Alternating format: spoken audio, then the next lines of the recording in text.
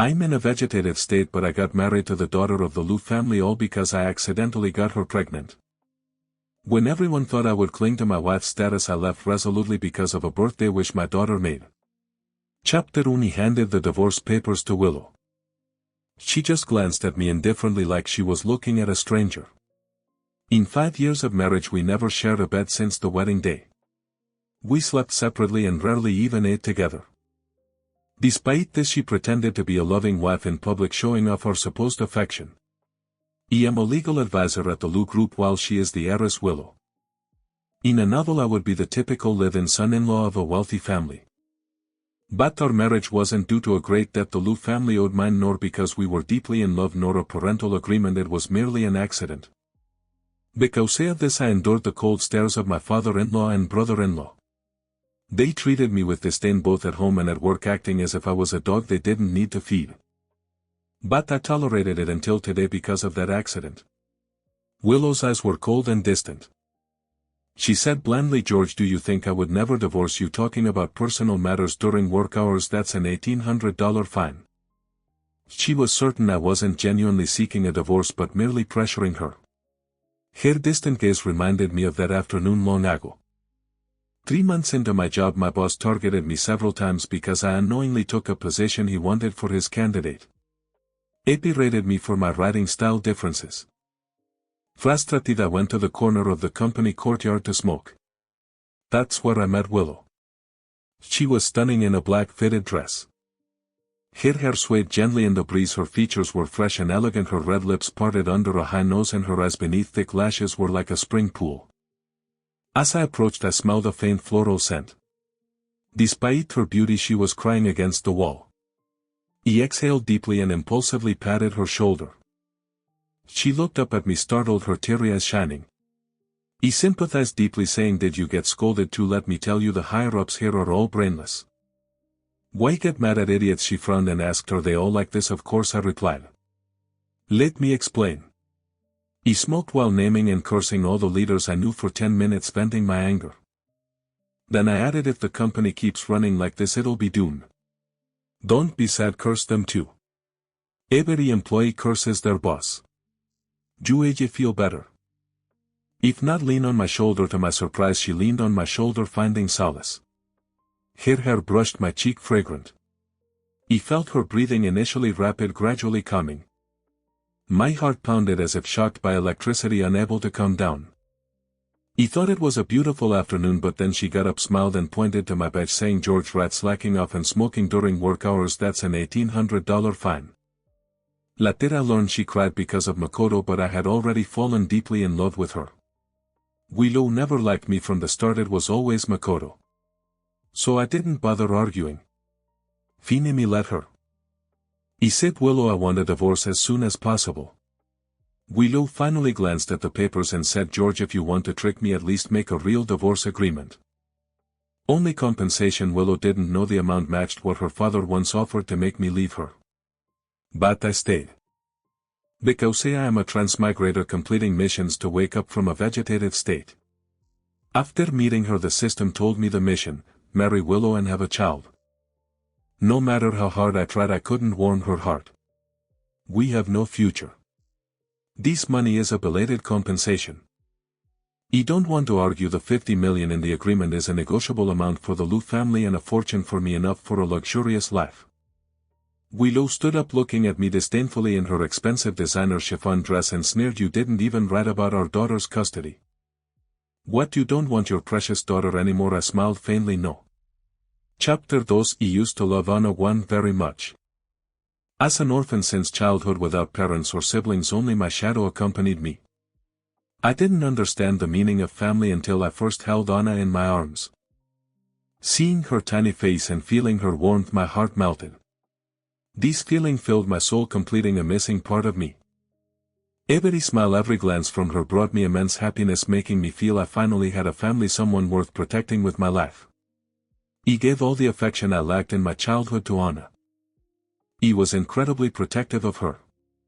She was my only blood relative, so if I didn't cherish her, who would? But Willow had no feelings for Anna. Since Anna was an unexpected pregnancy, so Willow's contempt for me also transferred to Anna. When the doctor placed Anna beside her after birth, she merely glanced and turned away, saying she looks like George. Then she left Anna for me to take care of. Her mother didn't love her, so I played both father and mother. People say daughters are like little jackets to their fathers. He never received familial love and wouldn't let my daughter miss out either. For 5 years I poured all my patience and love into every stage of her growth. Strangely, Anna adored Willow. She had a talent for languages. At just 3 she coldly said to me, "Mom doesn't spend time with me because it's your fault, Dad." He took it as childish talk. At 4 she met Makoto, who had returned from abroad after his divorce. She told the nanny, "No wonder Mom likes Makoto, I like him too. Uncle Makoto is much better than Dad. Is handsome and rich, always buys me lots of treats. Unlike Dad, who never lets me eat anything fun. Used because I wouldn't let her have too many sweets." She pouted angrily. He overheard her complaints from the kitchen. Suppressing my discomfort, I gently said, "Anna, Daddy will make you new candy." Daddy made them himself, pear and hawthorn candy, delicious and healthy. But she grabbed the candy I made and threw it into the trash can, shouting, "I don't want your garbage, I want the fancy candy Uncle Makoto brought from Italy. I want cavities." So what? I stared at her stunned. At that moment I realized how much Willow's daughter resembled her, both unresponsive to my warmth. Especially on her 5th birthday. Both mother and daughter invited Makoto. While lighting the candles, I suddenly heard the long absent voice of the system. "Host, long time no see, I'm back." Although others couldn't hear it, I instinctively stepped outside. "Host, your mission is complete. You have enough points to return. You can also choose to stay. After all, you have a family now. In the original world you were all alone." As I hesitated, Anna made the decision for me. Just as I stepped back into the hall, I heard her birthday wish. Her voice was clear and loud, without any regard for me. "Can Mom and Dad divorce? I want Uncle Makoto to be my dad." Everyone was stunned. Willow just frowned slightly and said, "Make another wish." Makoto teased her, "You can't say that. Did you get your dad's permission to switch dads? You'll get a spanking." But his eyes were filled with undisguised pride. He smiled. Turning to the system, I said, "Take me home, I don't want to wait another second." Chapter 3. But the system gave me bad news. Since the central system has received too many second and third time transmigrators, there's now a cooling off period for leaving the system. He was stunned. The system cleared its throat and said, "Just like your human divorce cooling off period, you need to wait." He blurted out, "Wait for what? Damn it." The system reminded me to use civilized language, so I restrained myself and asked, "How long? 3 years? 3 years, system, are you kidding? Wait until all the vegetables in your garden wither." The system paused for a moment and said, "Host, your insults are quite sophisticated." After 3 seconds of silence it continued, "As compensation for my long absence, I'll increase your points by 1/3, so when you wake up from your vegetative state your body will be completely healthy." Fine, then I'll finalize the divorce first. That's why I was standing in Willow's office. "Willow, let's get a divorce." Willow looked up, staring straight into my eyes, and asked mockingly, "George, have you forgotten who was the one who begged me 5 years ago to have Anna, saying if I didn't he would die? Those were my words." That year Willow heard the news of Makoto's marriage. She drank all night and in her heartbreak came to me. She said, "George, look at me. Why am I not good enough for Makoto? Why did he marry someone else? If he can marry another woman, I can find another man. George, you like me, don't you? You've waited for me, right?" I nodded. We kissed passionately. That night, despite precautions, she accidentally became pregnant with Anna. Her first reaction was to have an abortion because she didn't want a child to be a burden. If Makoto came back for her, the child would be an obstacle between them. But then the system spoke, "If you abort now it means mission failure and you know the consequences, host." I begged Willow, driven by the system and my own deep desires. He said, "If the baby dies, so will I. I swear I'll take care of both of you for life." Without my plea, Anna would never have been born. Willow didn't care about me, didn't care about Anna, she only cared about one person, Makoto, who had lived with her in the orphanage and saved her. Willow always wanted to marry just one person, Makoto. The day her biological father took her from the orphanage, she cried and begged Makoto to wait for her to marry him. So she always held on to her feelings for Makoto.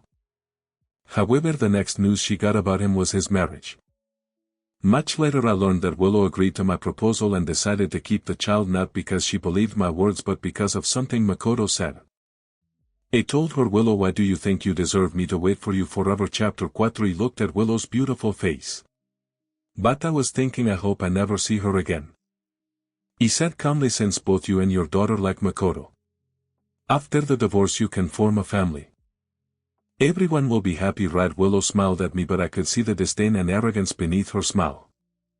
She said, "George, aren't you hypocritical? Do you think this will make me beg you? You really disgust me. Also, the child is mine. You tricked me into having her. From the moment you tried to threaten me with divorce, you completely lost your right to be a father. So if you want me to sign the divorce papers, it's simple. You must promise never to come near my daughter again, never to see her. In the past this would have been a fatal blow to me. Because love makes one vulnerable. After all, she is my only relative, my only daughter. But now I don't care about anyone. So I have no vulnerabilities." Under her contemptuous gaze I replied calmly, "Fine." She was taken aback, her eyes darkening. She grabbed a pen and quickly signed the agreement. Then she threw a copy at me. He picked it up and turned to leave. Willow bit her lip and said, "George, take your lies and get far away, never come back." He said, "Fine." My emotions were frighteningly steady. But then I paused and smiled, asking her, "We haven't received the divorce certificate yet and you haven't paid the compensation. He won't leave. Please pay in advance, thank you." Willow's face turned red. Reluctantly she signed a check. Chapter 5. Watching George leave the office without looking back, Willow felt an inexplicable panic. Then Secretary Chen walked in with some documents. She had been with Willow for many years, both a subordinate and a close friend. She said, "Willow, is George asking for a divorce?" Willow nodded without replying, taking the documents somewhat despondently. The secretary smiled and said, "It's just a quarrel. George won't really divorce. George loves you and the child so much. How could he bear to leave you?" Willow frowned slightly and said, "Whether he leaves or not, he has no right to show me attitude. Everything he has is because of the Liu family. If he really wants a divorce, I'll make Anna change her surname to Liu." Secretary Chen smiled, put down the documents and left. The office suddenly became eerily quiet. For some reason she kept recalling George's departing figure, which felt unfamiliar. It wasn't the George she remembered. She inexplicably recalled that night. For the first time under him, Willow felt nervous and scared, her eyes red, her voice trembling. George had said things she didn't understand. "I said, Willow, I'm not just here to conquer you, I genuinely like you. Otherwise I wouldn't be doing this with you. Willow, I'll stay here, treat you well. Please treat me well too." Okay. Though she didn't understand, she inexplicably felt at ease, no longer scared. She intertwined her fingers with his and kissed him. Over the years George was always gentle and considerate. The only thing that disgusted her was forcing her to keep the child, ruining her future with Makoto. I absurdly said, "If the child is gone, the mission will fail and I won't exist." She had to retaliate against him. So for 5 years she never showed him a good face. After all, he was homeless and would stay with her till death. His wish echoed in her ears again. "Willow, I want a cute child, the three of us living in a cozy home, okay?" No. She never wanted a family. She never had one since childhood. Her father only found her to use her as a pawn in marriage alliances. Unable to marry Makoto, she married a low-level employee, but she would never follow her father's arrangements. The day George asked for a divorce, she couldn't stay at the office and went home early. "Where is George?" the nanny whispered. "Sir moved out this afternoon." Willow felt even more panicked inside but didn't show it. She just sneered, "He's quite convincing." Then she walked into her bedroom, ignoring everything else. Chapter 6. After getting the divorce agreement, I returned home. He packed a few things and was ready to leave. Anna was sitting in the living room playing on her tablet with a candy in her mouth. Colorful wrappers were scattered all over the floor. She glanced at me and said flatly, "Mom allows me to eat these." Uncle Makoto gave them to me, so mind your own business. Ismailda won't mind at all. You can eat 100 if you like. He squatted down and pinched her cheek. If you get cavities, it's your problem, not mine. Anna, I'm leaving. Where to make room for your new dad? He won't come back here anymore. Anna frowned, her expression just like her mother's. Dad, you're talking nonsense. Mom says you're an orphan and without clinging to her you have nowhere else to go. Dad, you're so useless. I said, Dad, you're such a failure. No one in this family likes you or needs you. Uncle Makoto would never be so pathetic, always working or circling around the child at home. It's so annoying. That you should leave. He won't miss you. Then she lowered her head and continued playing her game. Watching her indifferent back, if it were before I would have been extremely hurt. Before I would often ask her carefully what she was playing, if she would teach me if I could play with her. I, a grown man, played girls, games, tea parties and role-playing, sacrificing so much time just to spend time with her. But all I got in return was her disdain. Any slight disagreement led to her tantrums and sulking. Now I don't care anymore. Whoever wants to care can go ahead. Alright Anna, I hope you can keep that tough mouth of yours. Wheezed that I dragged my suitcase out the door. The warm sunlight stung my eyes. A phrase flashed in my mind, life towards the sun. Chapter 7. Since I only had to wait 3 years, I quit my job, took the compensation and settled down renting an apartment in a nice community. No need to buy, I couldn't take it with me after 3 years anyway. The community was beautiful and from my window I could see the sea. But I could also see people walking into the sea. A little boy alone slowly approached the waves. Instinctively I ran downstairs and my slippers crossed a road and a green belt to the beach. He picked up the little guy. Where are your parents? The boy was about 3 years old with big round eyes like grapes. He says we're wet, as if he had just cried. But he didn't say a word, just tightly clutched his clothes. Daniel. A woman walked over, her long hair flowing like a waterfall in the sea breeze. She had a fresh, natural look with a gentle smile. He hadn't noticed her earlier, sitting on a hammock under a tree watching him. Thank you. But don't worry, he wouldn't dare go further. He was watching. The woman approached to take the boy. Daniel, come home with mommy. But the boy clung to my pants. Wheeze his chubby mouth, he said, Hoop. The woman was surprised and smiled. This is the first time Daniel has asked a stranger to hug him. I rubbed the little guy's head. Since I had nothing better to do, I carried him back to the community. It turned out they lived next door. The woman thought for a moment and said, Everyone, Daniel seems to like you. I know you're single and currently not working. It's just me and my son. I'm a doctor and I often bake.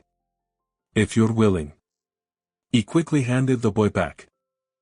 He interrupted her, saying, Miss, if you're interested in me, just say it. You look like a model with your height and long legs, and your fair skin and beauty make you look like a celebrity. Why are you acting like a stalker? How did you find out so much about me? She looked stunned and said, Everyone, I wanted to ask if you could help look after Daniel for a while. He just fired his nanny for mistreating him and I need someone to watch him until I find a new nanny. He saw how you cared for children, so I thought I'd ask. He can make you some treats in return. He was speechless. What a misunderstanding. But then I thought again and asked, how did you find out so much about me? She said, well, I know your information because I'm your landlord. After confirming her identity, it was true. He felt so embarrassed, but I'm someone who can admit mistakes and adapt, so I said, Miss Landlord, I apologize for being creepy. Okay. Chapter 8. Regarding her request, I considered it for a moment and planned to refuse. After all, taking care of children is troublesome. He used to take care of Anna because I was her biological father. He wanted to make up for my own unfulfilled experiences, filling the void in my heart by taking care of her. But now taking care of another child is something I cannot do. Kids at this age love to run around and I can't afford to take responsibility if something happens. However, in the next second she said, you can name your price. So I said, sure sister, when do I start? There was no helping it. The child's pitiful eyes were too hard to refuse and I couldn't bear to turn down such a lonely mother and son. Unlike my daughter, he was very quiet and didn't talk much. He took care of him with the same dedication and effort as I did my daughter. So he often sat obediently on his little stool watching me play video games. Every time I won he clapped his little hands and praised me. He said brother one is amazing, brother one is the best, brother one dominates the game. Sarah looked on speechlessly. He explained to her that I had him call me brother one because it's better to be friends with kids, not enemies. Daniel chimed in, brother one is my best friend. Mom, don't worry, I'll take care of him. You go to work. Sometimes while playing I would zone out for a moment. Anna never did this. She always complained, Dad, this is boring. Draw me a picture. That your drawing is ugly. I don't like it. This isn't what I wanted. Then she tore up the little hamster I had spent half an hour drawing for her. Daniel, on the other hand, was a much easier child to get along with. The only strange thing about him was that he often called out for his parents in his sleep. He woke up with his eyes wet. Every time I would wipe away his tears. He would look at me embarrassed and say, Mom always says boys shouldn't cry. Am I being silly? And I would tell him everyone gets sad and when you're sad you cry. If happiness doesn't distinguish between genders, neither does crying. After saying that, I would give him a pear and hawthorn lollipop I made. He would put it in his mouth and his eyes would squint into crescent moons with satisfaction. He would give me a fruity kiss. When his mom Sarah came home from work, he would show off, Mom, brother one's candy is much better than yours. Sometimes he would be reluctant to finish it all at once, taking small bites slowly. He laughed it up, Daniel. If you like it I'll make more. But don't forget to brush your teeth. The things Anna despised were treasures to someone else. Before the divorce my life revolved around Anna. Even with a nanny at home I would worry every half hour at work about whether Anna had hurt herself. Maybe it was because I had Daniel's company. During these days apart I rarely thought about Anna or anything related to Willow. Instead the butler contacted me several times. Miss Anna isn't used to sleeping without your bedtime stories. She'll get used to it. Miss Anna has a toothache. Will you come back to be with her? No, I'm not a dentist. Chapter 9. A few days later I unexpectedly ran into Anna. Sarah went out of town for a conference and asked me to pick up and drop off Daniel for a few days. But I overlooked the fact that Daniel's new kindergarten was the same as Anna's. He carried Daniel out of the car and just dropped him off. Then I ran into Anna. Willow, with a cold expression, was still sitting in the car. Anna opened her mouth wanting to call out Dad. But the word stuck in her throat. Even though we were divorced she was still my daughter, a familiar face. So I greeted her, Hey Anna. But she didn't respond, running into the classroom like an angry pufferfish. The woman in the car, my ex-wife Willow, was also a familiar face. But I had no intention of greeting her. Unexpectedly she spoke first. George, didn't you firmly agree not to see Anna anymore? It's only been a few days and you can't hold back. I laughed angrily and said, Are you crazy? Does your family own this kindergarten? You can come. But I can't, as if I wanted to see you. Why don't you just transfer her to another school tomorrow? I couldn't be bothered with her. Willow scoffed behind me. George, keep pretending. Chapter 10. George had been away for over a month. Willow didn't understand. Such an ordinary man, a substitute, someone dispensable. Why did the house feel so empty without him? Anna often cried. She clung to the housekeeper asking, When will Dad come home? She couldn't quite figure out her feelings for Anna. Maybe it was because she was abandoned by a garbage dump as a child. So she didn't know how to be a mother to a child. Stop crying, you look ugly when you cry. Anna hiccuped through her tears. Mom, can you tell me a bedtime story? No, you don't have to sleep if you don't want to. Anna was taken aback. In the end Willow sat by Anna's little bed and told her a story. The more Willow read, the more frustrated she felt. She should be getting her beauty sleep. Why was she sitting here reading a children's book? With a snap she closed the book. Lights off, sleep or don't, I don't care. Anyway, she wasn't going to keep reading. Anna pouted but reluctantly slid under the covers.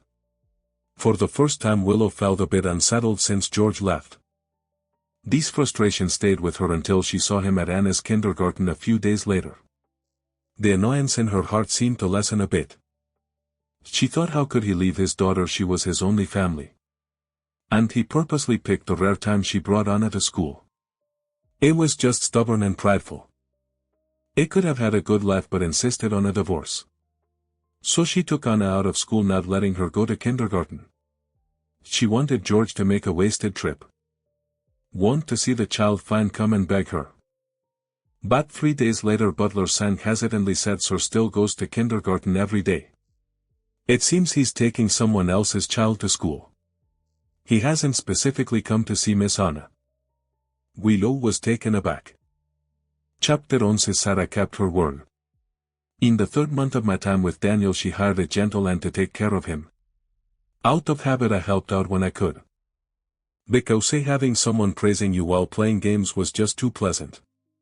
Sarah often cooked for me. Maybe it was a habit from her profession as a doctor. She would debone fish before cooking it or remove bones from meat before boiling it.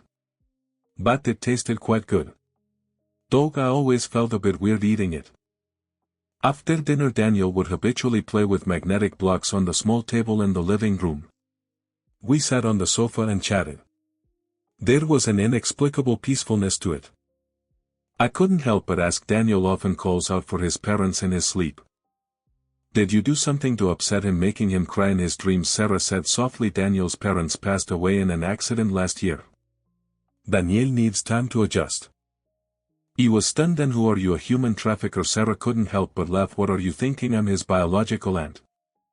After my brother passed away I adopted him and raised him as my son to avoid people's strange looks outside. I patted her. You're really kind.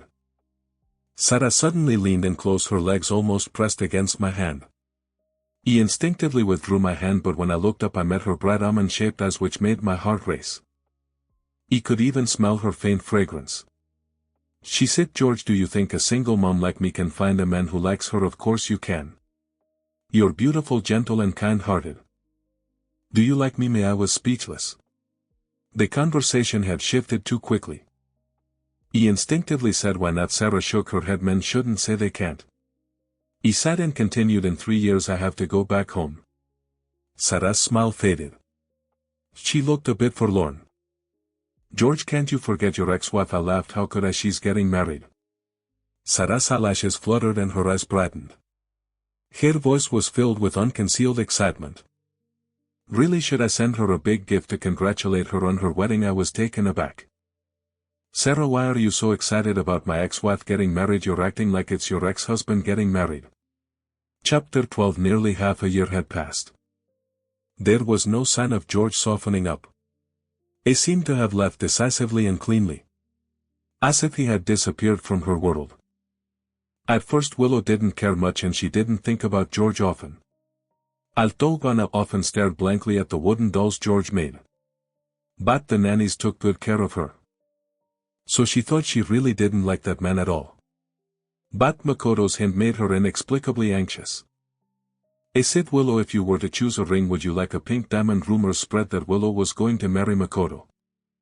She couldn't help but think, did George hear about it? Would George misunderstand and never come back? Actually, Makoto was someone she had liked for a long time in her memories. Maybe childhood memories were deeply ingrained. Back then she had just arrived at the orphanage, thin and weak. She looked like a little kitten ready to be bullied. And she was often bullied by the kids there. One day she was beaten badly. Makoto called the headmaster and a group of kids scattered. Makoto handed her a piece of fruit candy with a smile. Here, it's very sweet. Yes, it was very sweet, the sweetest candy she had ever had as a child. She never doubted that Makoto was the person she loved the most. But the corner of her heart was subtly descending. For instance, she was inexplicably driven to visit George's place unexpectedly. She watched George, a pretty woman and a lively little boy walk into the community with smiles. She recognized the woman. Surprised, but she still held on to a sliver of hope, refusing to think about what might be happening. So when George came out alone, she stopped him, smiling and teasing, husband, why haven't you come home for so long? Are you secretly keeping a woman outside? Saying this, she reached out to hold George's arm. George was stunned, instinctively pushed her hand away, frowned and said nothing. Shouldn't he be happy she came? Why didn't he take the chance she gave? Seeing his silence, Willow felt inexplicably wrong. George, if I were really done with you I wouldn't have come back. If you still want Anna, come back yourself. Otherwise, if I accept Makoto's proposal you won't have another chance. George's expression was as calm as when he asked for a divorce in her office half a year ago. Congratulations, Miss Liu. Thank you, Miss Liu, for going out of your way to personally invite me to the wedding. Willow felt a strange pain in her heart. A fire of anger instantly ignited. Her face turned red and she said without thinking, George, do you think you've struck gold? Chapter 3. Was taken aback. What do you mean? Willow sneered. The young lady of the South City Yu family, Sarah Yu. When she mentioned it I remembered that the Yu family had often caused trouble for the Lu family using their political background to create issues. Half of the disputes our legal department handled were due to Yu's machinations. She continued, Sarah may appear to be a small doctor but she is actually the daughter of the Yu family. Do you think she would marry a divorced man like you? I frowned. So what if I'm divorced? Aren't you divorced too? Isn't your dear brother Makoto also divorced? Does that stop you from chasing after him? Willow, I know how your family has always viewed me, but look at yourself. Married and thinking about other men, divorced and seeking your ex-husband. Though you still fantasize that you're some pure maiden saving herself for her first love, do you think you're a princess everyone has to adore even after divorce? Do you think I should still be devoted to you? Willow, I need to ask you, do you think you've struck gold? Do you think Makoto is the lad of your life? Go back and check, you might not even know what disease you've caught. You and Makoto are actually a perfect match. Willow's face turned beet red, her eyes glistening with unshed tears, and she bit her lip without speaking. He felt oddly satisfied. Ignoring her shock, I turned and left. Unexpectedly I ran into Sarah, who had been eavesdropping for who knows how long. He cleared my throat. I'm usually very nice, not like this. Do you believe me? Sarah nodded. I believe you. As we walked we inexplicably exchanged a knowing smile. He asked her, why are you smiling? George, you were quite impressive with your scolding. Of course, I think you made a lot of sense. He had to admit being praised by a beautiful woman, especially one interested in me, greatly satisfied my vanity. He quickened my pace. Sarah followed leisurely. George, the most important thing is that my marriage is my choice, unrelated to the Yu family. George, did you hear that? Chapter 14. A week before Willow's wedding, Anna unexpectedly came to see me with the housekeeper's accompaniment. Anna was almost 8 years old. She had lost her baby fat and grown taller, looking more and more like Willow. Hi, Anna. Her eyes were slightly red. Dad. I took Anna upstairs. Did your mother agree to you coming? I knew that without Willow's permission the housekeeper wouldn't dare to bring Anna here. Anna nodded. Dad, do you completely not want me anymore? I smiled. Dad never didn't want you, it was always you who didn't want Dad. Then why don't you come home? I said. I divorced your mother and divorce means not living together. Anna turned her head, looking down at the floor. Can't you come back for me? How can you say you don't want me? Anna, why should I come back for you? Although Anna was young she was very smart. I didn't treat her like a small child in our conversations because she understood. I once made a mistake thinking I was doing good for others, including you and Willow. But isn't that a kind of moral coercion? I thought accompanying you was good for you, but you didn't need my company. He thought not letting you eat candy was good for you to prevent cavities, but you didn't care about cavities. To be good to someone you must first know what they like. If I like peaches and you give me apples, is that being good to me? It's not. Meeting the needs of others is truly being good to them, not fulfilling what I think they need. Even if one day you get cavities and regret it thinking I was good to you back then, it doesn't change the fact that when you didn't care I wasn't good to you. So a person must first understand what they want to understand what others want. I have to live for myself first before I can care for others, otherwise it's just self-sacrificing sentimentalism. Compared to your interests, I now care more about my interests.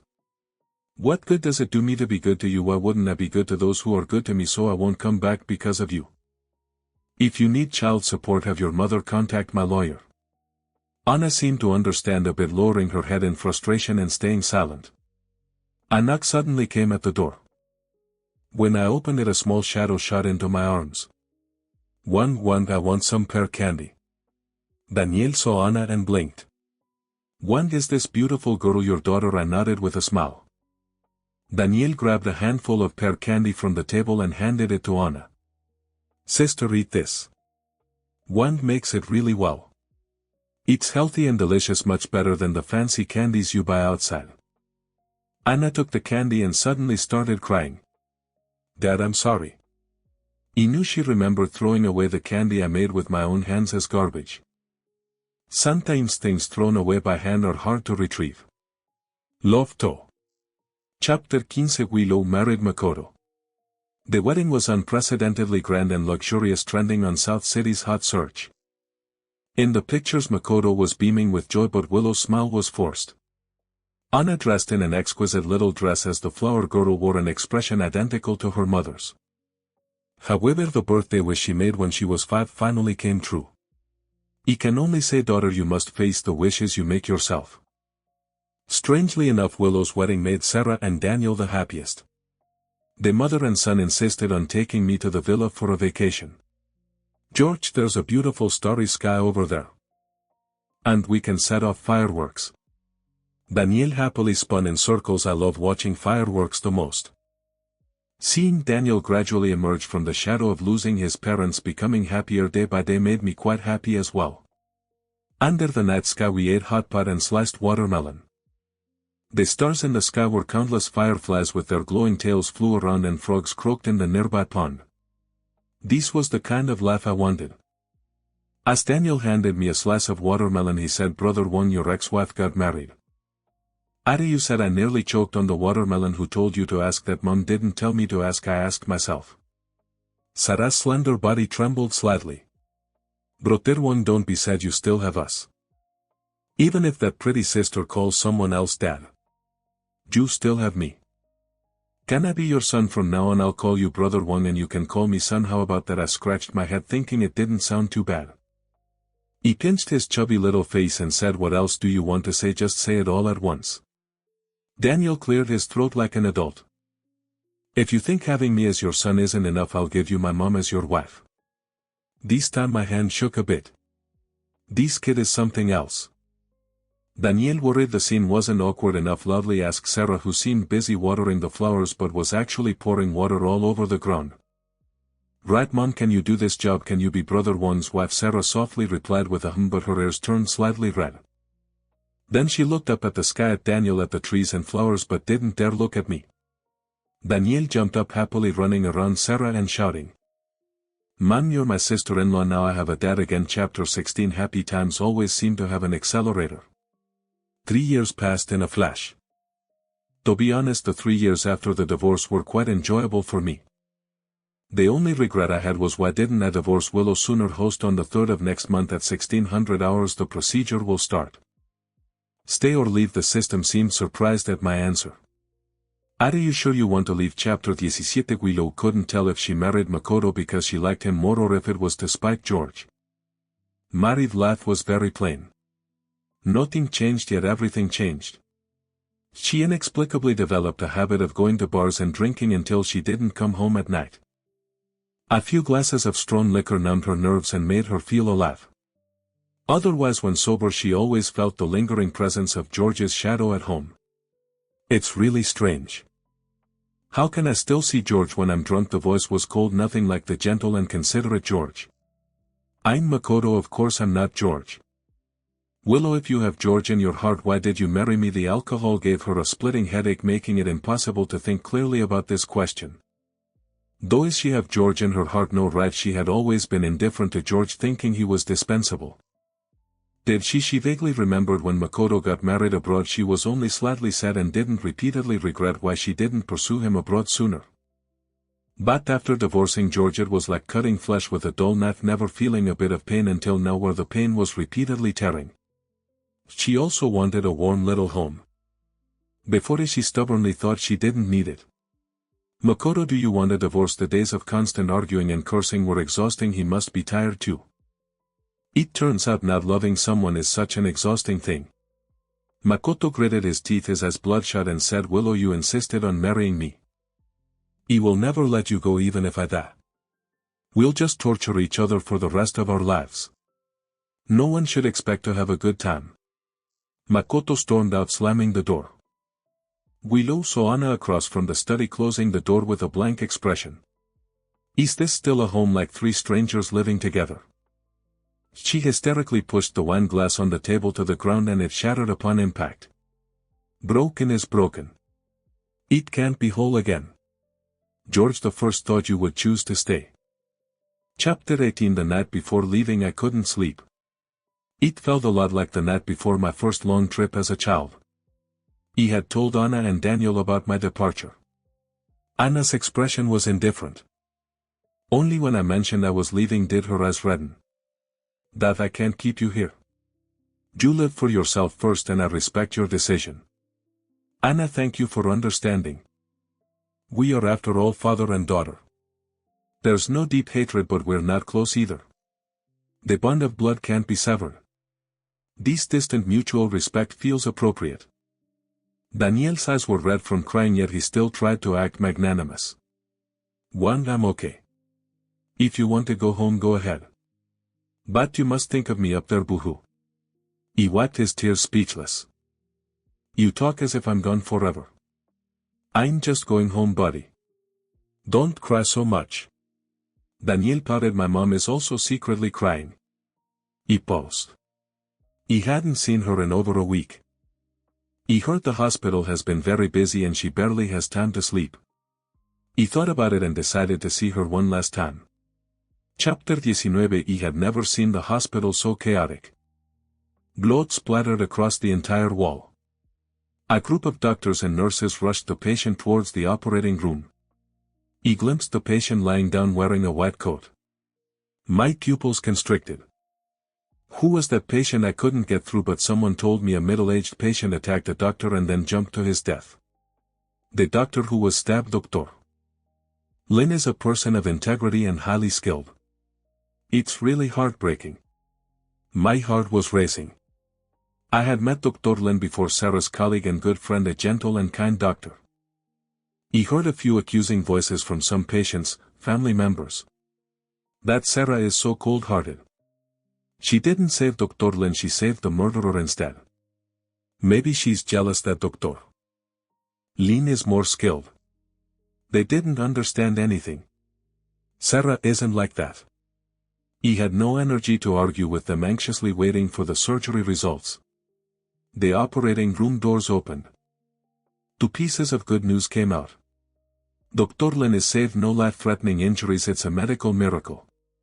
The murderer was also saved by Sarah. He finally breathed a sigh of relief. Now I had the energy to address those ignorant family members. Do you think this is a free market where you can buy and sell freedom? Is it up to the hospital to decide who saves whom? If the hospital refused to save the murderer, who would be responsible if he died? The hospital assigned a doctor to save him. Could the doctor refuse if the murderer died because the doctor refused to save him? Who would be responsible? It's easy for you to criticize, but why didn't you stop the doctors from saving him? Why didn't you use violence to stop them? Were you afraid of taking responsibility? Those people turned red and stayed silent. He turned around and found Sarah eavesdropping again. She looked exhausted but smiled brightly. George, thank you for defending me. Otherwise I would have been unjustly accused. In a secluded place she quietly asked me. You came to see me to tell me that you're not leaving tomorrow, right? I knew she was talking about leaving the system. He smiled and said, sorry, but I am leaving tomorrow. Chapter 20. Today is Makoto's birthday and he extravagantly invited numerous young models to the villa for a lavish party. A indulged himself surrounded by beauties while Willow just let him be. Since she didn't care, it didn't matter to her. Yesterday Yana told the housekeeper she was going out to see George. Willow let her go. Anna now talks more to the housekeeper than to Willow. Today unexpectedly Anna knocked on Willow's door. Her eyes were red as if she had just cried. Willow frowned. Haven't I told you girls look ugly when they cry? Crying yesterday and today again. Anna's voice was low. Dad is leaving today, going back to his home and never coming back. After saying this, Anna left. Willow sat there for a long time before she regained her senses. Her heart was inexplicably flustered. She felt that George was serious, that his system was taking him back. Now she even believed he had a system. Willow grabbed the car keys from the table and rushed downstairs. Just as she opened the door, Makoto was standing outside. He walked in and slammed the door shut. He slapped Willow hard. After the slap he grabbed Willow's face and cursed, "Willow, have you ever considered my feelings? You've completely humiliated me. Thinking about your ex while with me and thinking about me while with your ex. Abe, you no shame, you're really despicable. Seeing you like this makes me sick. Do you still have any semblance of a mother or wife? Who are you pretending to be so emotional for?" Willow didn't retort. At this point she couldn't argue back. She didn't want to think about or couldn't think about what Makoto said. She only felt a burning pain on her face, tears welling up but refusing to fall. She felt anxious, like time was slipping away. But Makoto stood firmly against the door. She pulled, pushed, shouted and made a scene, ruining most of her makeup. She screamed, "Move, get out of the way, go away," but no matter what she did she couldn't push him away. Finally she stepped back, standing by the window, and sneered at Makoto. "Makoto, did you ever consider my feelings with the things you did? Secretary Chin, Alicia, Sophia, you could find anyone. Why did you? Abe, to go after my friends." The next second she pushed the window open and jumped out. There was no time left. If she didn't leave now she felt she would go crazy. Ignoring the pain from the fall she crawled to the car. She floored the gas pedal. Maybe this was her last hope. She hoped George could stay. But things didn't go as she wished. Speeding recklessly she collided with an oncoming sports car at the corner. In the piercing crash she completely lost control of the car. Her consciousness gradually faded. The airbag deployed. Blood dripped from her head. One leg was stuck under the seat, probably useless now. This was the first time Willow cried since the divorce. Cried like a child. She knew she had no more chances. No chance to keep George. Chapter 21. Today is the day I was supposed to leave. But I didn't leave and no one knows. He finally found Sarah and her son. Under the setting sun Sarah stood there like a jade statue. Silently looking at the distant coastline, her expression was lonely and sorrowful. And Daniel was using the little shovel I gave him to dig in the sand. While digging he muttered to himself. He walked closer and chuckled at what I heard. "Crap, don't come and pinch me.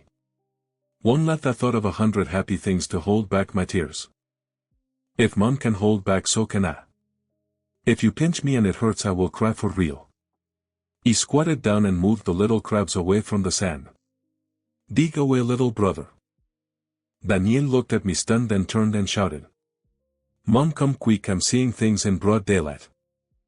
"I see one in the sunset." Sarah slowly showed a faint smile with a bit of redness at the corners of her eyes. "Daniel, it's real. George is back."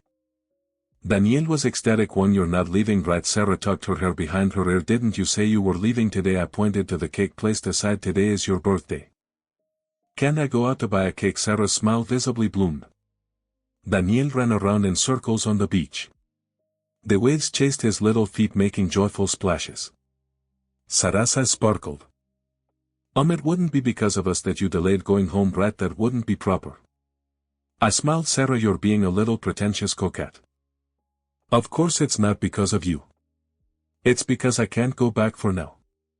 Chapter 22. Yesterday at the hospital the system was still grumbling. "You're so fickle. Last month you said you wanted to leave and now you want to stay. System, can you help me out? Can I use my points to save?" Dr. Lin's laughed. "The system had told me that Dr. Lin originally couldn't be saved and would have died. Sure host, but once confirmed your points will be reset to 0 and you'll have nothing left. You won't be able to go home. It's okay, system. EAJ earn more. If that's not enough I can borrow some of your points." The system was furious. "You audacious rascal, stop thinking about using my points. I'm a stingy and selfish system." "No, you're a kind system." He knew there wasn't really a 3-year cooldown period. The system had made it up. The central system wouldn't set such ridiculous rules. The system wanted me to be happy more than anyone else. In that other world I was a lonely vegetative person with no friends or family when I woke up. The system hoped I would find my happiness in this world. Even the house I live in now was found with the system's help. Host, this place is perfect. I feel like we'll both prosper living here. What would a system need to prosper? It was just trying to introduce me to people who could bring joy into my life. The system's efforts paid off and I'm grateful to it for letting me meet Sarah and her son. Chapter 23 I made a deal with the system using all my points to save Dr. Lynn's life. So I can't leave now. When I finished saying this, Sarah suddenly froze, then threw herself into my arms. Streams of tears flowed down my neck. George, thank you. You're really great.